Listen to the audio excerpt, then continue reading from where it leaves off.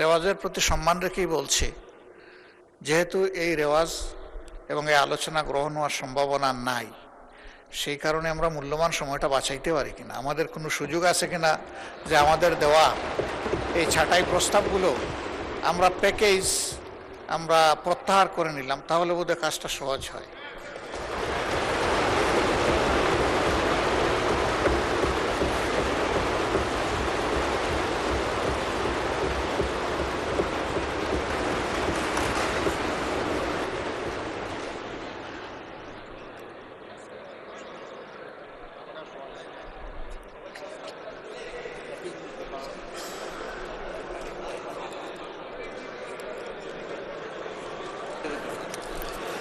ধন্যবাদ বিরোধী দলীয় নেতা।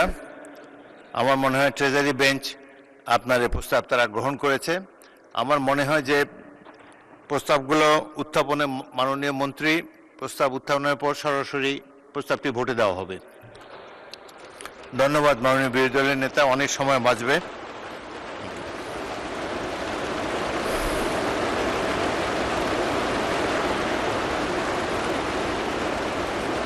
আমি এখন দাবি নম্বর 34 উত্থাপনের জন্য মাননীয় যুব ও ক্রীড়া প্রতিমন্ত্রী মোহাম্মদ আমিনুল হক, এই দেশের একজন বিশিষ্ট ক্রীড়াবিদ এবং জাতীয় ফুটবল দলের অধিনায়ক আমিনুল হককে আহ্বান জানাচ্ছি। ধন্যবাদ মাননীয় স্পিকার। আমি মোহাম্মদ আমিনুল হক, যুব ক্রীড়া প্রতিমন্ত্রী, প্রস্তাব করছি যে যুব ক্রীড়া মন্ত্রণালয় খাতে 2027 সালের 30 জুন তারিখে সমাপ্য অর্থ বছরের প্রয়োজনীয় সাকল্য পরিচালন ও উন্নয়ন ব্যয় নির্বাহকল্পে মহামান্য রাষ্ট্রপতিকে অনধিক 2,586 কোটি 6 লক্ষ টাকা মঞ্জুর করা হোক। ধন্যবাদ মাননীয় স্পিকার।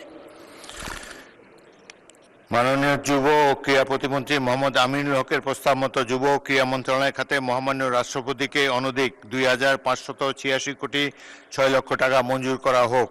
যারা এই প্রস্তাবের পক্ষে আছেন তারা হাঁ বলুন, যারা এই প্রস্তাবের বিপক্ষে আছেন তারা না বলুন।